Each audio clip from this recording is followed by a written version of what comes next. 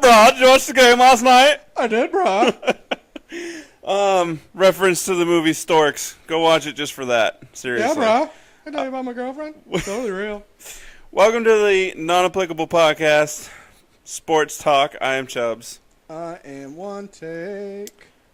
Full disclosure, this is our second attempt at recording this episode. We got a full 48 minutes into the last one, and the computer shut off. Computer's like, shut it down, bro. So, sorry, not sorry. not our choice, not our fault. So, NFL draft. Actually, hold on a second before I get too into it. Down. Wow. What's up, bro? You ever talked before? No, bro, not once.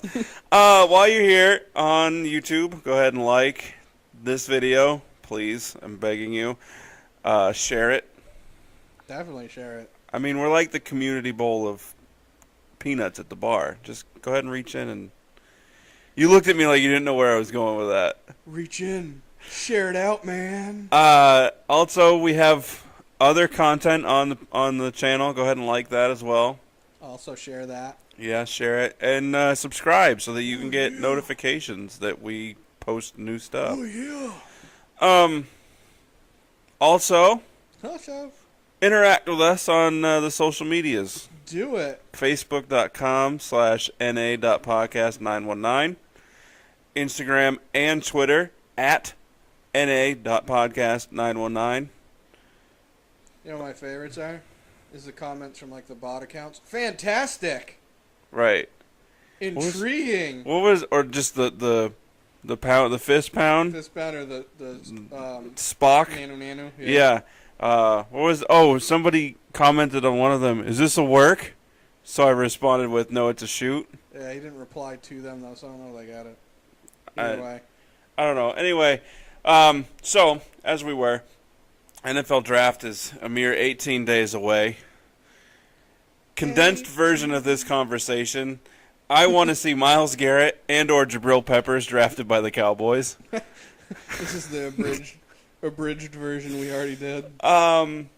Jabril Peppers is just too amazing of an athlete to not want on your team. Yeah, I heard, I don't remember who it was that said it. It was probably on ESPN where they're, bad word.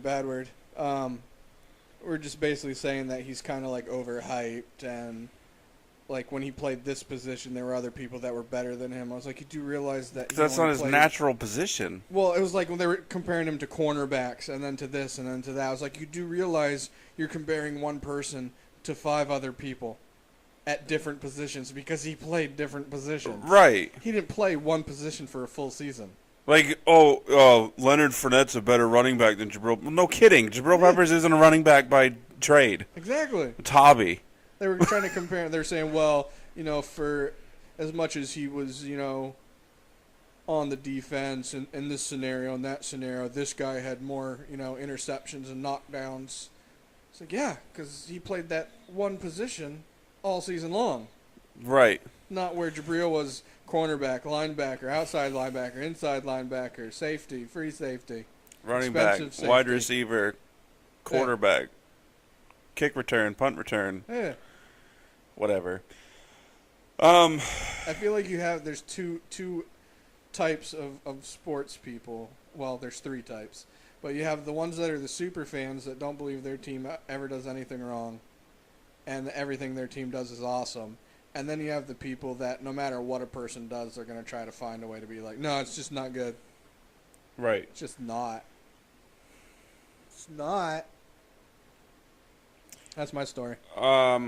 Yeah, so Myles Garrett probably going to go number 1 to the Browns. That's right. Jabril Peppers, I've seen everywhere on that board. More recently, going 24th to the Raiders. So I'm okay with that. Yeah. They're my backup team.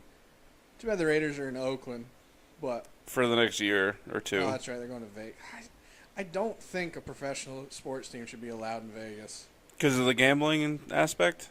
That, and especially when it comes to sports, depending on the sport, you've got some 20-year-olds that are going to be around gambling and hookers.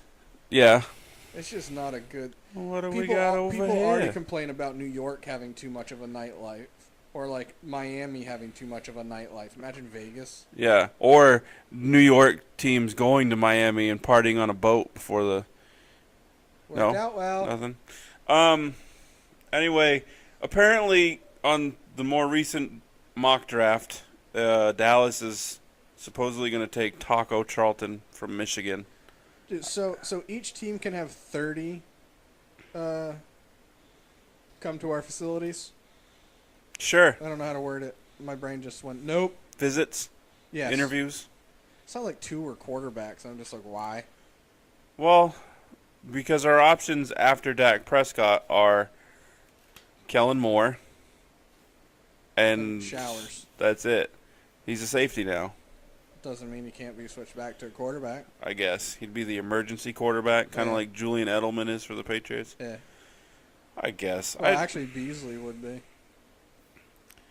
I mean, while we're talking about that, which is perfect segue, this actually worked better this go around than the previous attempt at recording. Bring it up? Now they're going to wonder. Don't worry Well, about Harry's it. going to. Yeah. Harry and your mom are going to be like, what were they talking about? Sidebar, we'll tell you afterwards. Oh, Tony Romo retiring. Sad face, tear. Eh. Because yes, but I'm still up where, as much as I totally just went worst possible English. I'm gladder. I'd be gladder. Ay. I like it more that he retired opposed to going to another team at this juncture. I agree, but I still think the door's open for him to go to another team. I agree. I don't feel like it was a real retirement. It's a soft one. Yeah. And you see that by them releasing him before he retired, it saved Tony like $5 million that he doesn't have to pay back. Thought that was kind of cool. Not that he's hurting for money. Oh no, but still $5 million. Yeah. That's probably going to be his year contract with CBS. Replacing Phil Simms sues him for all replacing of it. Phil Simms. Oh, God, Phil Simms. It's like I've said this before, which nobody listening knows because it was on the other recording. Phil Simms, being a former professional athlete, should know that he is not irreplaceable. Especially when you're not good. He's annoying. Terrible. His speaking. They're all bad. Yeah, a lot of them really are. I mean, Madden wasn't good, He was just entertaining. but he was. It didn't hurt to listen to him. Boom. Yeah, him and This guy right here. You're in over there. the other guy whose Boom. name I can't think of. Who was Uh, Pat Summerall? Oh yeah. That was the best duo ever. And yeah, they weren't bad. I wouldn't mind Chris Berman coming back to it. I feel like the guys in the studio are better than the guys that do the game. Yeah, Which I guess you could say that's a little bit different because they have more time to prepare what they're going to be saying on the fly. You know, because you're watching a game and you're responding to what's happening, opposed to those guys have time to watch it, write down notes. right. But still, overall, the studio guys seem to be much more entertaining and a lot less annoying than Yeah. most of the. Well, I think they get more production value than the Yeah, commentators. yeah. Anyway, speaking of Tony Romo, signed a 1-game contract with the Dallas Mavericks. Honorary Maverick contract. I mean, that's cool.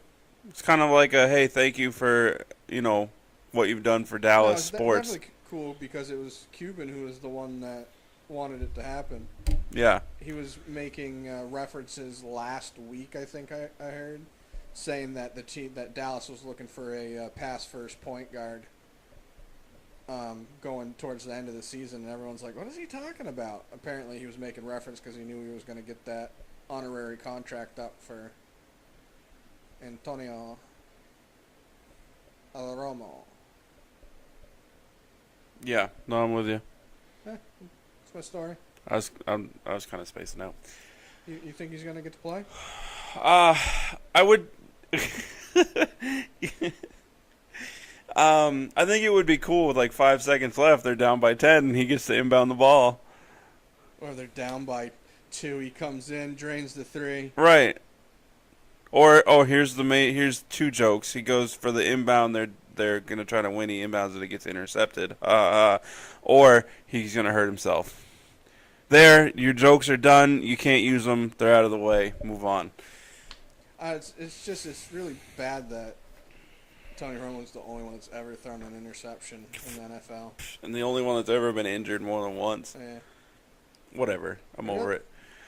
It's just, I really feel like defenses must be born being like, Romo's not another team and no other quarterback throws interceptions. What are we supposed to do? Yeah. Why are we even out here? Right. Why even show Run up for the ball. work? We can stop it. Well, we can't intercept. Nope. Those are the rules. I wish Tony had stayed in Dallas because, as I've said before, not on the show, maybe on the show, maybe in a recording that got lost because the computer shut off. It's not like the situation before where Tony Romo took over for Drew Bledsoe or Tom Brady took over for Drew Bledsoe. Poor Drew Bledsoe. Where Drew Bledsoe was the worst of the two quarterbacks. Drew Bledsoe. He was the starter. He got injured. He was replaced. Right. Tony Romo is not worse than Dak Prescott. No. So it makes no sense. He's just injury prone the last couple of years. It makes no sense to not keep them both and let Tony compete for the starting job, which he would win, and then you have Dak as your backup. Which it should be.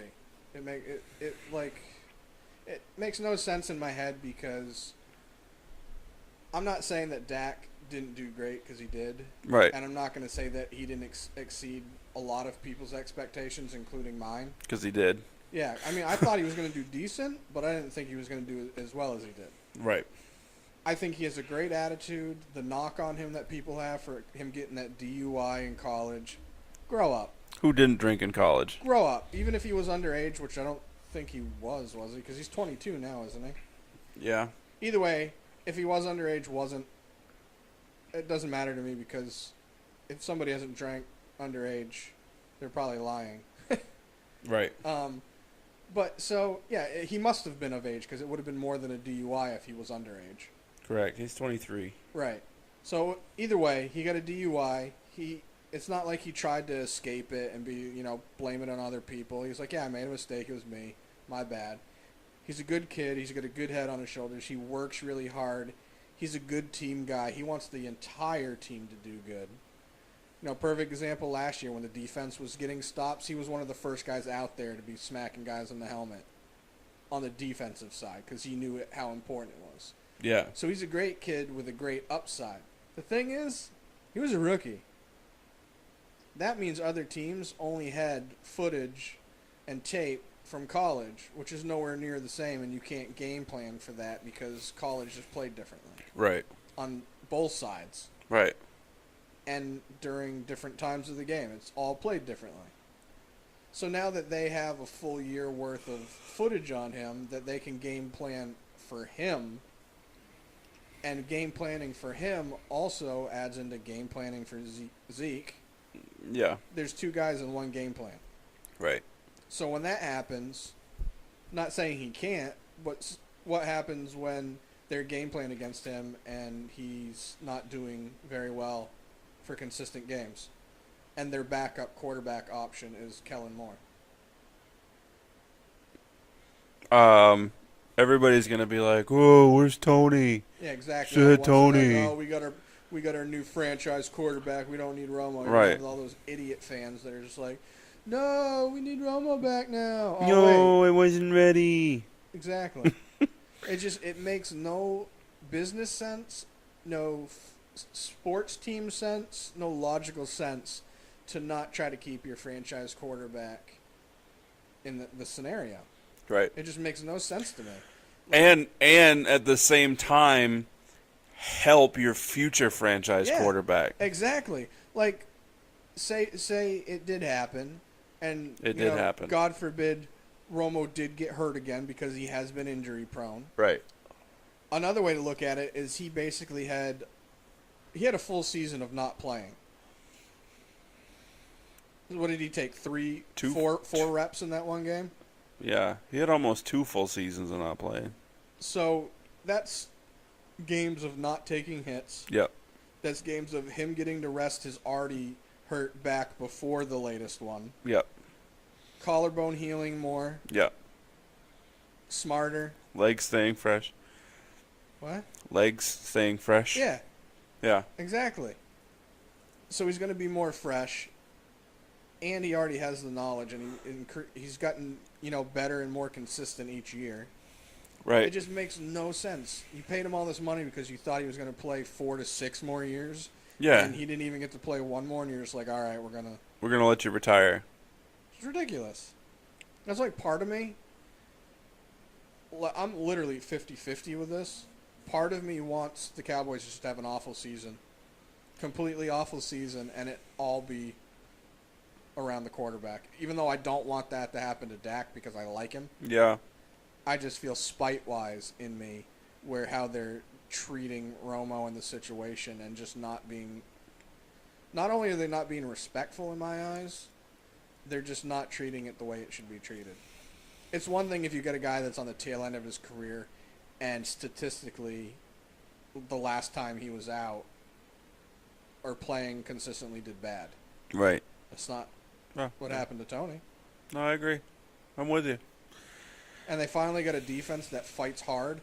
Imagine Most of the time. the Romo-led teams having a defense that fought the way the Cowboys' defense did this past season.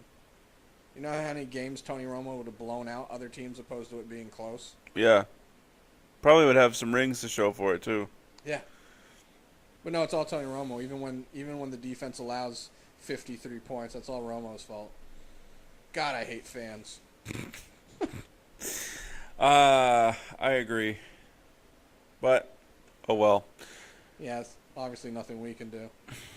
Unless Jerry Jones is bored on YouTube and listening to this. Right. Hire us. We can get you a Super Bowl. Yes. Guaranteed. Guaranteed. Some Um, players may not like our attitudes, though. They'll No. get over it. It may take a year. Like, we need to give us a year. An acclimation process. Right. And we can weed out all the people that don't belong on the team. Yeah. I mean, most of them have weeded themselves out. Brandon Carr. Really, it's still Doug Free. baffling me that he was going from retirement to getting a, 4-year contract was it? Yeah. 4-year contract for way more than he's worth at this juncture. Whatever. At least Doug Free retired. Excuse me. Yawning. Anyway, moving on. Moving on. NBA playoffs are nearing. Surely is. Nearing, closer. Terms. Celtics half game out of first place in the East. They were in the first. They were tied in the first. And then they went on a skid. Yeah. The thing is, it's one thing to lose a game if the team you're playing just outplayed you. Right. It's another thing to lose a game because You played yourself. you played yourself. Exactly. And that's what they did. Well, Atlanta, last time they actually came back in Atlanta. They were down by, I don't remember how much now. I was looking on the internets. And they cut it to within 10 to end the third quarter, I believe. I actually think Marcus Smart hit a three-pointer to beat the third quarter buzzer going into the fourth that put him down by 10, which is ideally what you want when you're making a comeback, is you want to have a 10 or less point deficit going Right. into the fourth quarter. So they did that, but this is not a good time for them to be playing inconsistent on both sides of the ball, especially offense. Like, I feel like for as good as they should be defensively, they're letting teams score too many points. You should not be letting teams score 90 and 100 points. Ideally, they should be scoring in the 70s and 80s against them. Right. Because Avery Bradley is one of the best on-ball defenders there is. People can be like, oh, really? When he's not injured, he The is. best. Bears beat best. He's good. And Marcus Smart's good. People's complaint against him is that he's a flopper, which he is. So's LeBron. Yeah, I don't like it, but it's a part of the game. It's just refs need to do a better job. You know what the problem is with refs? I'm getting digressed here. Is that refs too often get caught watching the ball. All of them. Yeah. When you have 3 refs for a reason. One is supposed to be watching the ball. Mm-hmm. The other 2 are supposed to be watching other things. Yeah, I know. Footwork and hands and such. Illegal screens, off-ball screens, holding, all sorts of stuff they're supposed to be watching, but they're all watching the ball. So they see stuff out of the corner of their eye, and they're like, oh, that looked like a foul out of the corner of my eye, I better call it. So that's why you have guys like Marcus Smart that are known for flopping, because it's like, oh, I got to get the ref's attention somehow. Not saying I like it, but I get it, because I don't like it. I think it's stupid, and if refs paid attention properly, they'd be able to look at it and go, definitely a flop, you're not getting anything. Right. Well, don't you get a technical, or you get a fine now if you flop? Yeah, I don't remember how many they get. I don't think you do after the first one, but I think it's after the second one you get fines, and the fines get more. But either way, the Celtics could easily be in the first seed if they were playing more consistently. And right. this isn't a good time to be playing inconsistent with the last week of no. And season. As of now, if the playoffs started today, they would play Indiana. Which I feel like would be... I feel like it's a better matchup for them, for the Celtics, because besides Paul George and Teague, yeah, the rest of the Indiana team, I'm trying to remember who they got. I don't want to say nobody's because everybody's somebody. That's my yay, good for you story of the day. Yeah, I mean they're professional basketball players. Yeah. It's... I mean they have a good team. They're what are they 4-6 in their last 10? That sound about right? Yeah. But I feel like Paul George is getting more consistent because he was having stretches where he wasn't doing too well. Like he'd do good and then he'd have a bad 3 games and a good 1 game and a bad 2 or 3. He seems to be being a little bit more consistent. But besides him and Teague, the rest of the guys on the team, well, they did just re-sign Lance Stevenson, but whatever. He's a head case. He's more just to distract people and hopefully get them some points. You said 4-6, right? Yeah. Yeah. I don't know if the mic picked it up, but I blew into it like Lance Stevenson blowing in defenders' ears. I would have bag tagged him. Yeah. Hard. Yeah. But anyways, I feel like that's a better matchup for the Celtics because even though Milwaukee's the 7 seed, or are they fighting for the? No, Miami's fighting for the 8, aren't they? Milwaukee's the 6. 6 or 7. 6. I feel like if the Celtics ended up dropping more, the Celtics dropped more, or Milwaukee did, where they matched up. I feel like that's a better matchup for Milwaukee, just because they're Milwaukee. I went really exaggerated on that. I feel like Milwaukee's guards are generally pretty consistent. I mean, they're not a great team record-wise. But them having the Greek Freak, he's a hard guy to guard, and he plays both sides. And even if you're technically stronger than him, his arms are so damn long. Yeah. That he's going to be able to out-rebound you and get shots that you normally would block from other people. But I feel like their guards are more consistent than some of the other teams in the East. So I feel like Indiana would be a better matchup for the Celtics, but right. The way the Celtics are playing right now, they're lucky they won last night. You know what's funny is a lot of people say that the East in basketball is the weaker conference, right? And you know what I've always found funny about? It's like so we're Celtics fans because we're from that area. Yes. But I've never understood the people that are literally so hyped about rooting for the players on the team like it's high school. Like they're from that town and that's where they went to school, so you have to fight because they have this lineage with the team. It's like, no, this dude's from Washington. Right. And he just happens to play for this team. Like we should be rooting for the Wizards because of John Wall. Right. Like that? Yeah. Yeah. But so the argument is that the East is a weaker conference, right? So second place is half a game out of first. Third place is 2 games out of first. And fourth place is 3.5. Then next after that, fifth place is 10 games out of first place. Where if you go over to the West, second place is 5 games out of first place. Yeah, but compare records opposed to games behind. Third place is 12.5 games out of first place. Yeah. But if you look like so, does it have the team's records? Yeah. Look at them and put them and be like, all right. Obviously, Golden State would be first if you put all the teams together. Then who would be second? And like the games behind doesn't matter. The Celtics would be fourth in the West. Yeah, and they're second right now. Yeah, and the Cavs would be third. Also fourth in the West. Actually, they would be fourth in the West, and the Celtics would be fifth. Yeah. Yeah. Well, I don't know. I don't really know where I was going with that. No, I get what you were going with that. It's just for me, how my brain works, it makes more sense to compare records opposed to how many games a team is behind. Right. Well, speaking of records, the Nets are 20-60. 2 games left to go. Celtics have their draft pick. They sure do. I think they do for next year too. I wish NBA gave the first draft pick to the team that has the worst record. That makes the most sense to a lot of people, but in the same, as much as I agree with it, I also don't, because you'll have they did it the way they did so teams would not intentionally tank multiple times. Like they can say, "Oh, tanking's not a thing." Everyone knows it's a thing. Right. Teams do it, especially when they're in a rebuilding process. Why wouldn't you? It makes sense, whether it's morally right or not. Boo. But so they started doing it the way they do. That way teams wouldn't intentionally tank for multiple seasons or, just do it to get all these assets from it and it more or less not be done right or fair.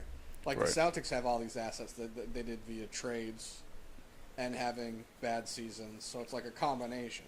Yeah. So they have a way of rebuilding the team. Or, if you don't want teams to tank, the team that does the best gets the number 1 draft pick. Yeah, the thought process behind that is you don't want the best team getting better while the bad teams are getting worse. I mean, you can get better through trades and free agency, and at the same time, the first pick is not guaranteed to be well, yeah, but if amazing. You have the first pick, you're guaranteed to pick probably the best player in the draft. That doesn't mean that they fit with your team the best. Is if you draft who you think is going to fit with your team best. But then they're not necessarily the best player in the draft. It is if it fits your team, it's the best for your draft. Right, it's the best for you, but it's not the best player. Like if you had LeVar Ball and you had Michael Jordan in the same draft, and your team was better suited to have LeVar Ball, and he would actually do well. LeVar Ball is not the best player in the draft. That's also hindsight of knowing where Jordan went, or as far as his career went, because he wasn't drafted number 1. Right. He was third or fifth. I don't remember. I was alive then, though. Shots fired. Well, no, but think of it this way, though. What if the Patriots won the Super Bowl and they get the first draft pick? All right. That's idiotic. Well, because if the best player in the draft is a quarterback, they're not taking him. I don't see that's why it doesn't necessarily matter, because teams aren't.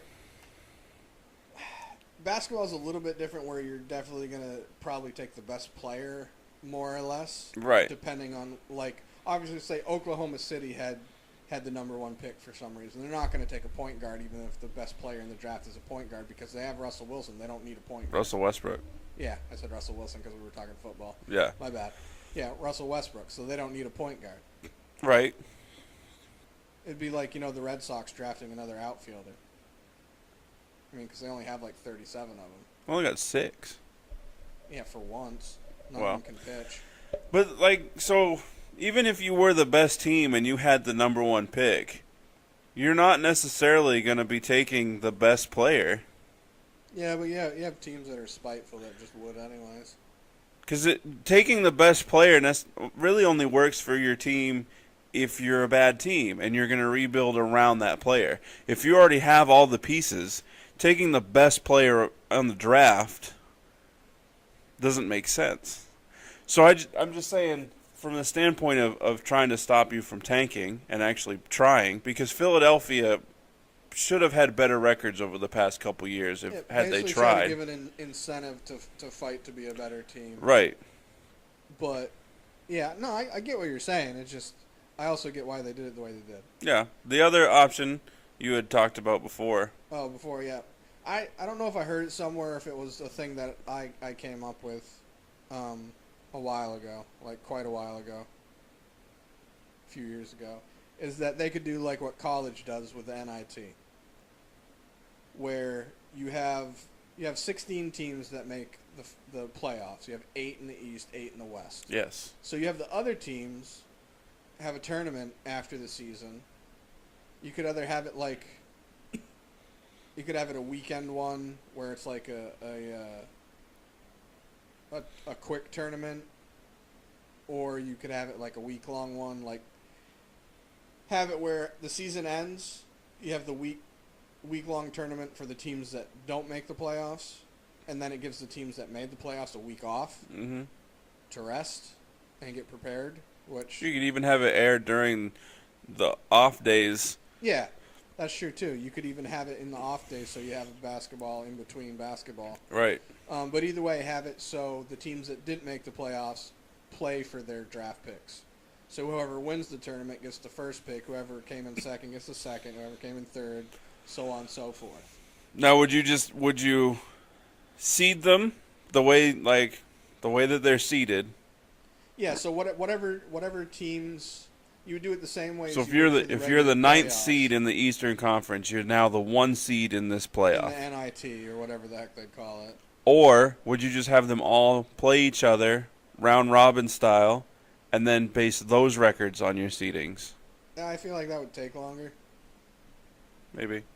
But either way, You can't tell me that the owners wouldn't like to do it. Revenue.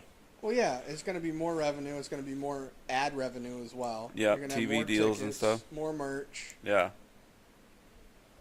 more TV time, which every owner wants. And Unless you you're a have- baseball owner. And then you have teams that didn't make the playoffs that aren't getting that extra time and extra money. Now you're on TV more, and it could be teams that aren't being seen as much on national TV that are getting a little bit of spotlight. Right. And plus, they get to play in a tournament that has meaning opposed to we just tanked the season. And I think one of our other sports episodes, we talked about how tanking can become a mentality, Yeah. and it messes with you. Perfect example, Philadelphia. Right. Now they're not trying to tank, And they're just per bad. se, and they just can't close out games because mentally they are used to tanking. Yeah. So it takes away from that. You can have a team that technically tanks, but at the end of the season, it's like, oh, we gotta fight for this pick that we just tanked for. Right. Yeah. No, I think that would be cool. Adam Silver, listen to this show. I mean, it's almost everybody gets a trophy type deal, but it's not because it's like you already. It's like saying you technically got a draft pick, now you have to fight to keep it or fight to get it, Right. opposed to it being a luck of the draw percentage ping pong ball horse Right. crap. Speaking of Horse crap? yep. Speaking of, well, yeah, participation trophies, horse crap, same thing. I saw a thing that was kind of an interesting take on participation trophies. I don't want to get super into this because I want to save it for another episode. Take on me. Oh, my bad. But Sorry. Tiger, get out. participation trophies weren't necessarily created to make kids that suck feel better. It's to make their parents It's feel to make better. their parents feel better. Which is even sadder. Yeah. You're a grown-ass adult. You Right. know that you have to fail to get better. We'll talk about participation trophies on a different episode. Yeah, because we'll both get heated. We could probably spend the whole episode talking about it, even though we're both in agreement on them. You know who should have participation trophies? Trophies. Yeah, good speaking. Who? Fantasy golf. I don't know if that wasn't the one that. Yeah, that wasn't. Do funny. you all listening at home or wherever you are know that fantasy golf is a thing? I don't get it. Why? I don't. How? Even more. Who?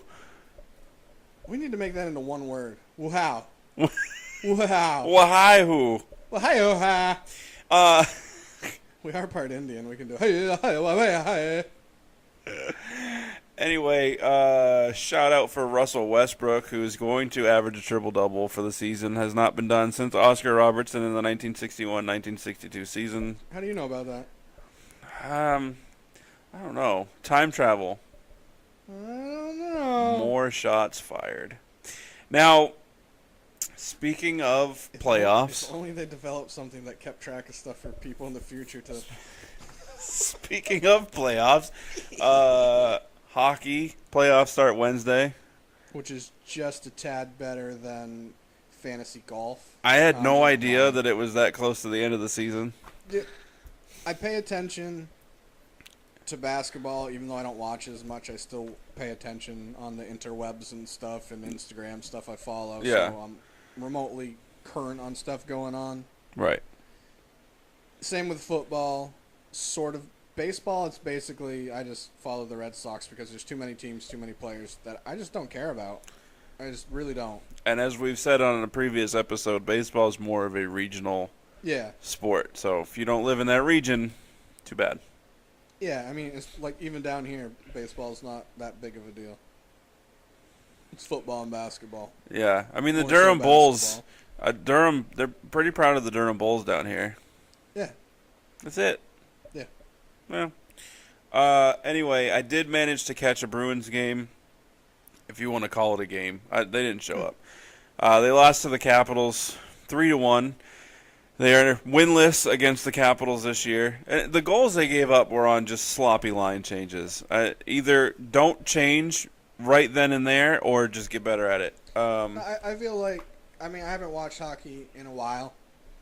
Probably since the Bruins make the playoffs last year. They didn't, did they? No. I didn't think so. Last time they were in the playoffs, I think I watched. But hockey's one of those sports where if it's not my team, I don't have an invested interest in it, so I don't watch. Yeah. With that being said, I feel like it doesn't take a rocket scientist or rocket surgery to be able to know when a proper line change should be occurring.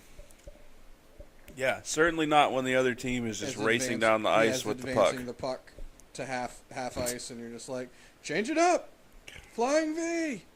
Yeah. Nah.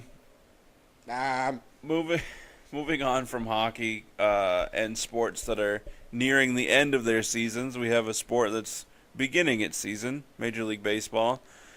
Red Sox.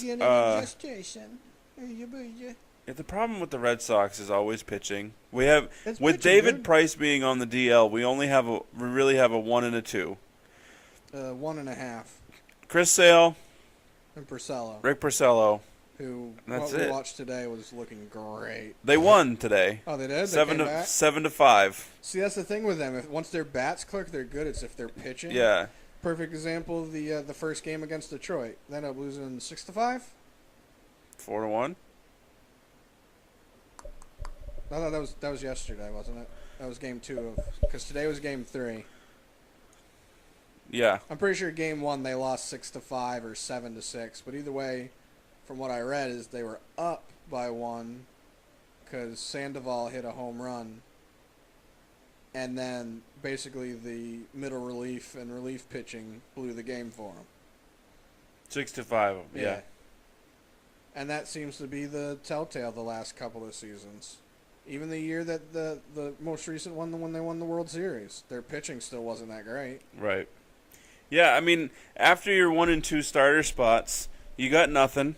Your bullpen is sad. Yeah, they got what, Kimbrel? Yeah. That's it? Yeah. Because they got rid of... I mean, he's got 3 saves this year already, so... Only 4 games in. Well, or he's got two. No, he's got 3 now because they've won. Texas is 1-5. 3. I mean, 1-4. They were playing earlier though. Well, they're really missing Mitch Moreland. Kidding. I don't know. It's early in the season. As always, you've got new players. There's always a large turnover. Yeah, and plus chemistry, continuity. Stereotypically, especially in baseball, if you have a team that starts out on fire, in fuego, and is like killing it, Mariners. They putter out. Seattle Mariners. They just putter out. They're a putter. You can do it. So Rip his freaking head off. Last thing that I want to talk about now that we're Oh, just you? Good. All right. Good night. last thing that I think we need to talk about now that we're ahead of schedule, because like I said, our previous episode that failed was 48 minutes at this not at this point. At this point it was still 40 minutes. Now I'm rambling. Yeah, you're trying to make up for that time now? I know, Let's right? Go, bro. I got to talk for 8 minutes to make it even. What's up, bro? So we teased this conversation last week. Tease. The conversation of paying collegiate athletes. All right, I got to get mentally prepared. Now, there really hasn't really been that much talk, as far as I've noticed, about this subject matter in the past couple years. There is talk, but it's usually intermediate and not like it's not a huge portion of something. Usually it's Right, just but a small, for a hot minute, especially when Johnny Manziel was in college, yeah. it was like the thing to talk about. And the hard part is deciding how to pay these people. Right. Because well, the major hot point for me is I can't remember the number in my head right now, but the NCAA, I can't remember if it was $1 billion or $12 billion, but they made a profit of at least $1 billion last year. It's a non-profit organization, is it not? I believe so. I know the NFL is. I know colleges themselves are. Right, for the sports scholarship stuff, or not scholarship, but for the sports stuff, I'm not 100% sure.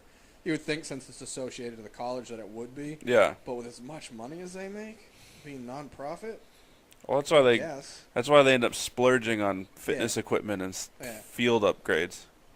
But either way, I try looking at it in a real life aspect of if I was part of a company that I chose to go to better myself as a person, as whatever that business was, and they were making billions of dollars, and they got to use my name in advertisement. Right. They got to sell the shirt that I wore with my name and number on it. Right. And my likeness into virtual anything, and I was getting nothing for it. Right. No matter what the reason is for me being there, that is ridiculous. Agreed. It's ridiculous. Agreed. Do. However, the thought process that a lot have is, say, a school like Alabama football program is bringing in a lot more money than Buffalo. Yeah. That's how the world works, though. So you would, if the school were to pay its athletes, obviously Alabama would be able to pay its athletes more. Well, the for other football. thought process behind that is if the NCAA is a non-profit organization and they're netting all this money, why aren't they spreading the money to the other schools? True.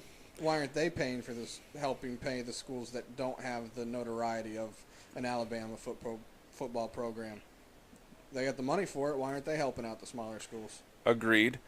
Because I feel the main problem with it is if you're a running back or a quarterback at Alabama, you would be getting paid much more than a offensive lineman center at Boise State. Yeah, so that's the hard part, to find the even ground behind. Right, because how much do you pay who? Now and what's kids fair. growing up that want to play these sports are going to look at the money and they're going to say, well, I need to be a running back or a quarterback at Alabama. I can't be a center at Boise State. Right. But the other thought process behind that is if you're going to college for sports on a scholarship and you're basing it on the thought process of I'm doing this because this is what I want my profession to be, it's literally a stepping stone. So the money you're getting paid it's literally amount to help you get by until you get. You don't need millions of dollars. Yeah. That's the point of playing and getting to the pros is to make your millions of dollars. You shouldn't have student athletes that don't even get to take all the classes that they want to go to school for because it's a conflict of interest with the sport they're playing. Right. Which is part of it, but in the same, still not fair. If I want to go to school to be something and you're saying that school is more important, oh, by the way, you can't do that because what's more important technically isn't, because you're playing a sport and you're on scholarship. So you don't get to take the classes you want to take. You get to take the classes that work. That's why you have a lot of guys that take the sports classes for college, other being, sports entertainment, or I know the names of them, but I'm farting out here. My brain is dying. Being announcers and stuff, you have the guys that do that stuff in college. Communications. It's easy, huh? Communications? Yeah. You have the guys that do that, or like the sports training and that stuff, because A, it's easy, Mm-hmm. B, it's applicable to what they're doing, and C, especially for sportscaster stuff in the communications, they can use it after their career's over, or if they don't pan out in their respective sports, they can use that instead. Right. So it makes sense, but in the same, it's not fair. Perfect example, Arian Foster. I don't remember what he wanted to go to college for. It had something to do with, not necessarily astronomy, but it had something to do with like science and space. Mm-hmm. And he couldn't do it because the school or the sports program wouldn't let him do it, because it contradicted his schedule for sports, for needing to do his 2 days of workouts and practices and games and stuff. But haven't they changed the schedule? Like, you're only allowed to practice so much, or is that just the NFL? To be honest, I'm not 100% sure. I do believe, because remember they had that kid that died a few years ago because they were doing too much. It was in Texas. Could have also been high school, but I think it was college as well. Either way, I thought there was somebody that died, and then they changed it where they might not be able to have as long of practices, or maybe they can only have so many hours in a day that they can do, and they can break it up to in the morning, at night. But either way, you got your practices, and then you have your workouts. Like, you have to do your weight training and your conditioning as well. Mm-hmm. So as a scholarship athlete, you have to go to your classes. You have to find time to eat properly to keep your energy up. You have to eat properly and find time to be able to eat enough to keep up your energy for your workouts and your practices. Right. And your home games and your away games and travel and coming back and still having to do your homework and this and that. Right. Yet it's school first, but we can't pay you because we're getting millions of dollars because of you guys. Right. I mean, you look at Tennessee's quarterback, Joshua Dobbs. He's majored in aerospace engineering. Right. That's, you that's can a do it crazy course load. You can do it if you can find the classes that work schedule-wise work for what is going to work with your sports schedule. It can be done, but there's just a lot of classes that don't.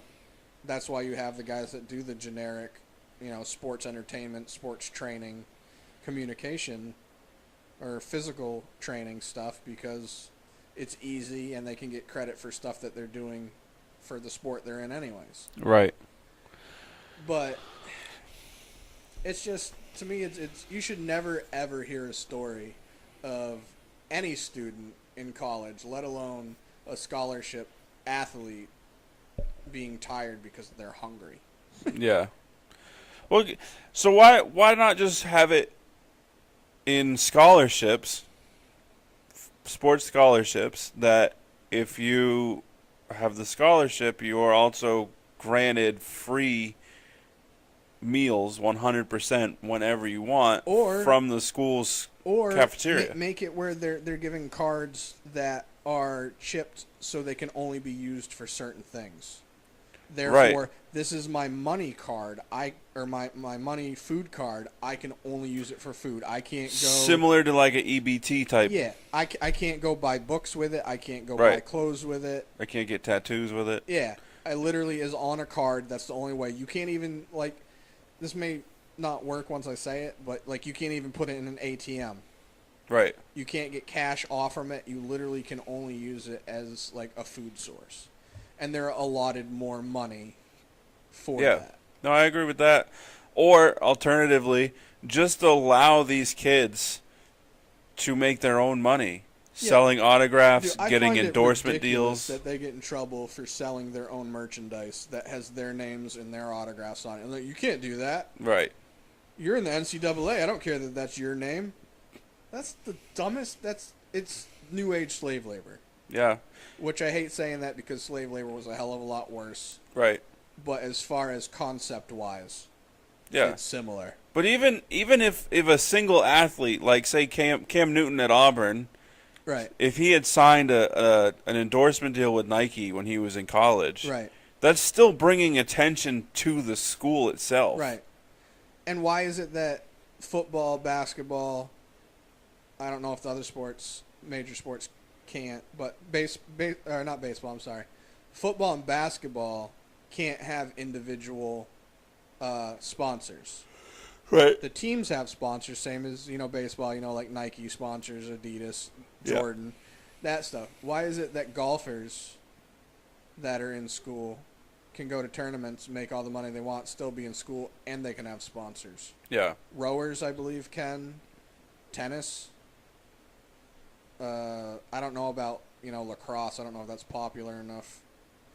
But why is it that Outside NCAA is of like, hey, Duke these and sports Syracuse. that make us the most amount of money, Yeah. you're not allowed to do anything on the side to get your own money. These guys that kind of make the school some money, they can do whatever they want and get endorsements while being under an NCAA contract. Right. How does that make any sense? It doesn't. And the other argument too that's going to be made. Hope I'm being loud enough because my head's kind of back because I don't feel good. The other argument too that's going to be made is obviously football for the majority of schools, and then basketball, right, are the big money makers. Men's basketball, right, and football. Correct. You're going to have the, like Penn State women's volleyball team that's going to want to get paid as well, and then they're going to be mad that they're not making as much. Because which I understand, but in the same aspect, I feel like college is too late for this learning process, but that's a good time for you to realize that the world is not fair, that you get out of it what you put into it. You know what I mean?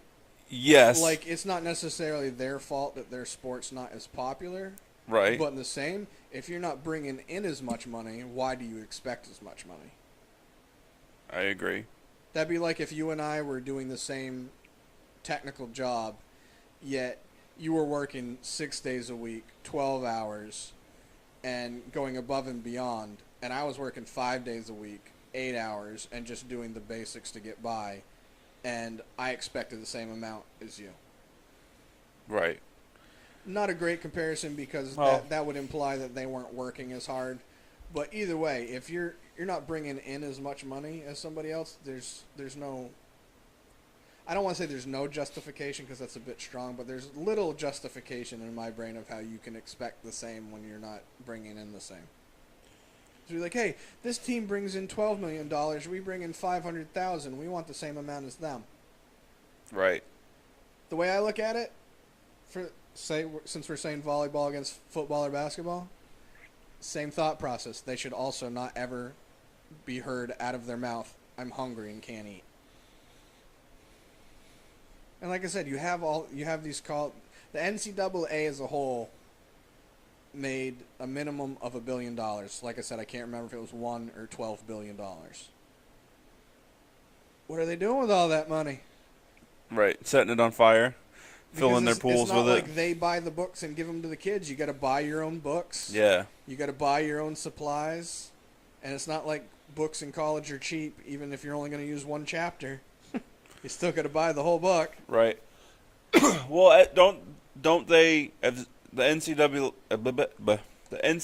as an organization, don't they disperse that money to the school's athletic programs that Unfairly, probably. brought in the most money? So Alabama football and Ohio State football. Well, I mean, you can definitely tell because you have schools that have new uniforms each year, like new designs and stuff like that, so you can kind of tell. So some of the facilities, if you went to the school, you could tell which ones were bringing in the money. Right. Because they're going to have better equipment and stuff, which I also understand. Yeah. But you should also not have – you shouldn't have a student athlete that's on a scholarship at any school that's at a place where they may get hurt because the equipment's bad. Right. With the money that the NCAA is making. Right. They could find ways to break it down. Like, it wouldn't be like, all right, we just made $12 million. We need to disperse all of it throughout every college now. Yeah. they could do it in increments where they could go, all right, Division One, this sport gets this much this quarter, then this quarter, this division, this blah blah blah. Like they could find a way to break it down to disperse it remotely evenly, or not even evenly, because same thought process of if you're not bringing in the same, you don't necessarily deserve the same. But you're also, if you're a college, you shouldn't be hurting for anything. Right. Like this is what's teaching our still youth basically, and putting them out into the world. You should have what's needed. Yeah. I mean, they could also just pay everybody the same. I know. I'm not against that, to tell you the truth. Like I get your, like you were saying earlier, where like a quarterback and a running back should technically make more than, you know, your center. Right. But in the same, if you know ahead of time you're going to a school and it's literally just money that's getting you by until your next step in life, that should be good enough. Like, I'm getting money, I'm not hurting, I'm not hungry. Right. I'm good. There shouldn't be a jealousy factor of how come Jimmy Joe's getting more than me? He's not. You're all getting the same. Well, how come I do more, I play more? How come?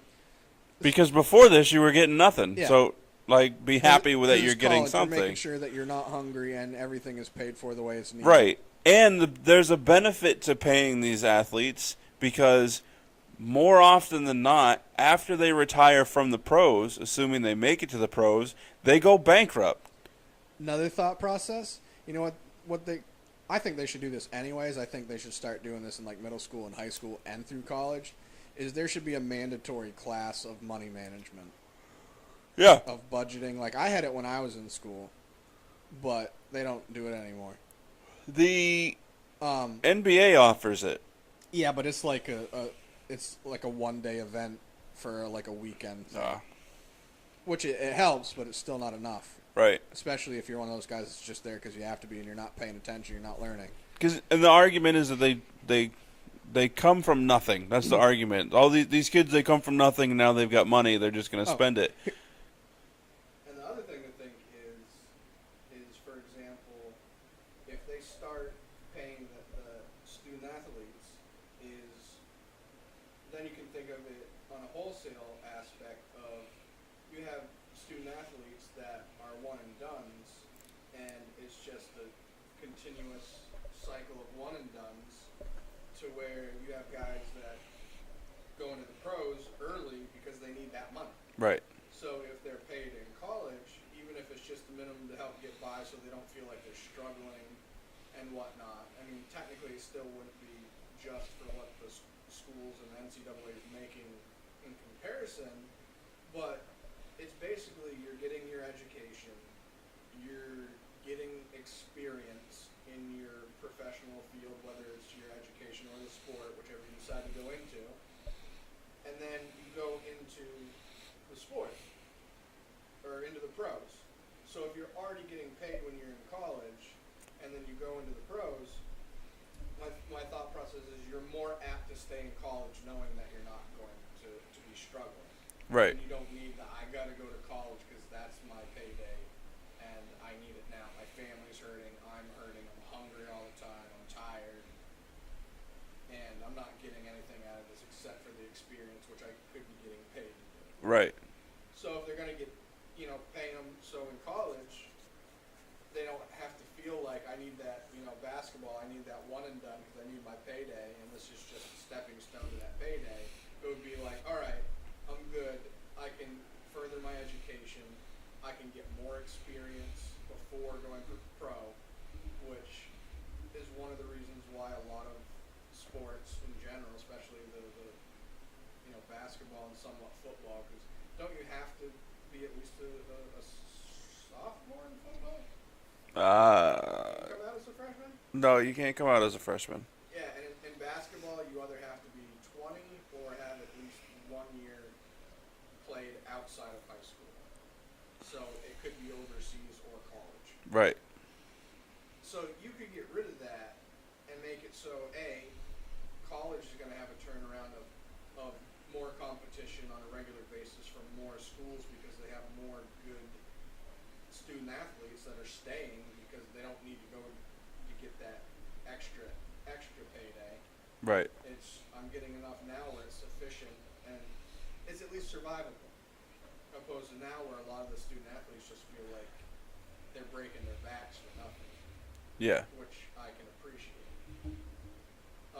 So then you'd have your college sports instead of having the one and dones. I mean, you'd still have some one and dones because you're going to have some kids Oh, that yeah. just don't care and probably shouldn't rightfully be in college anyways because they're idiots. Right. And basketball or football or whatever the sport is their thing. But you have the ones that, were kind of like, I need that money, I gotta go. So keep them in college for, 3 or 4 years. They get a better education or a longer education. They get more experience, which then turn around into the pros, better product. Mm-hmm. Because you've got more experience, you're going in smarter, older, more seasoned, Yeah. and that stands a better chance of both college and the pros having a better product in the long run. Agreed.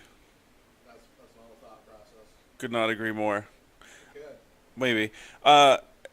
Another thing too, rather than just, and I've mentioned it before, rather than the schools paying these athletes, just let them get endorsements, because if I, What if I was gonna say, what if endorsements, like let them get it? I mean, it would technically be secondary because you're gonna have some student athletes that just aren't marketable.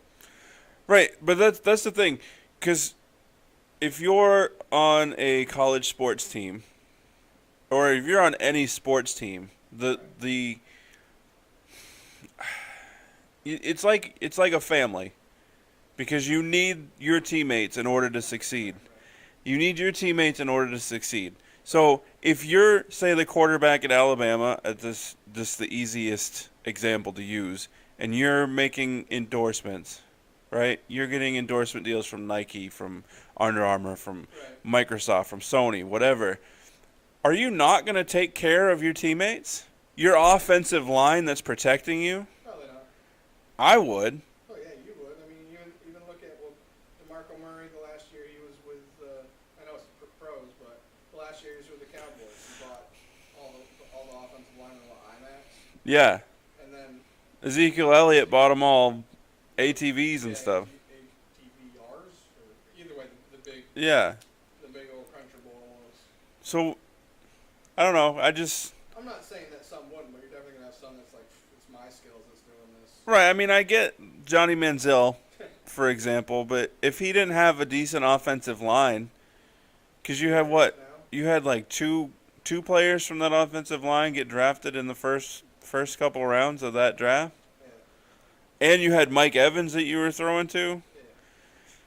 I mean, how are you not sharing what you're getting with them? Because they're part of the reason you're where you are. Getting what you're getting and doing what you're doing. Yeah. Yeah.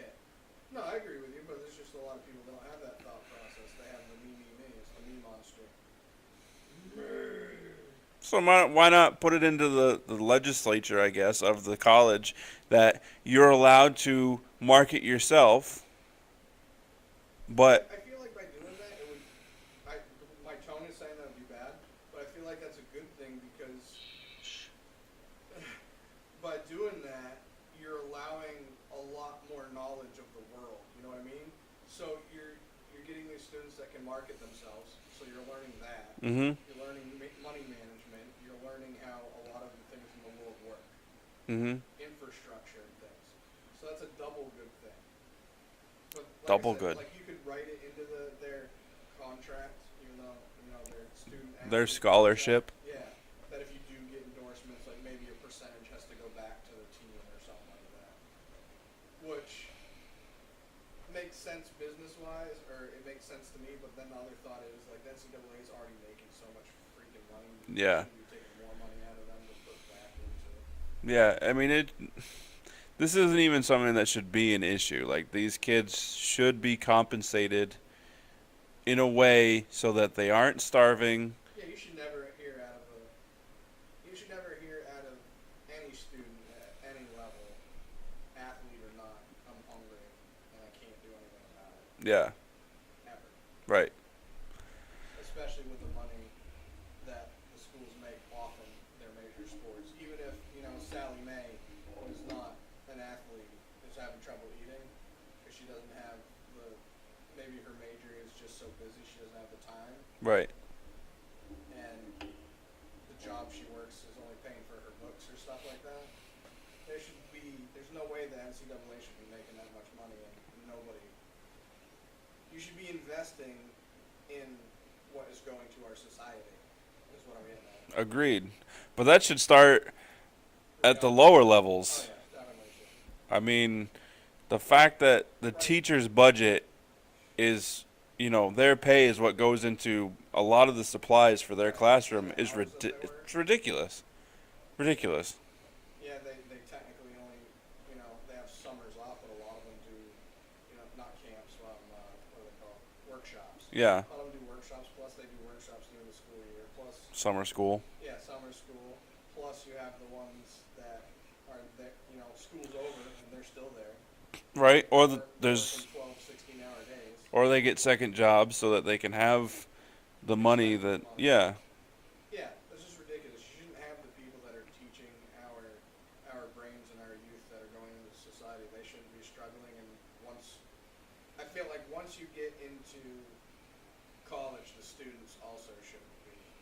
Like, I don't feel like they do a good job of transitioning into college, because I mean it's kind of like, oh crap, I gotta start all over again. I'm freaked out. I don't know what I'm doing. This costs me money. I gotta pay for this. I gotta schedule this. Right. It's a culture shock. Yeah. Type deal. Agreed. Either way, they need to do a better job, because as anyone listening right now, I'm sure you can attest to the fact that our society is beyond Fubard. right I now. hate you. Beyond foobarred. Anyway, we could probably talk about this for days, but that is the end of this episode. I feel like we already had this take 3. Yeah, well, shouldn't say that's the end of the episode. We still have more that I need to say. While you're here, like I said, like, share, subscribe. Also, interact, comment on here, go to the social media sites, facebook.com/na.podcast919, Twitter and Instagram at na.podcast919. That's all lowercase letters, in case you're wondering. And, yeah, come back for some more content later in the week. Ladies from the NA. Deuces.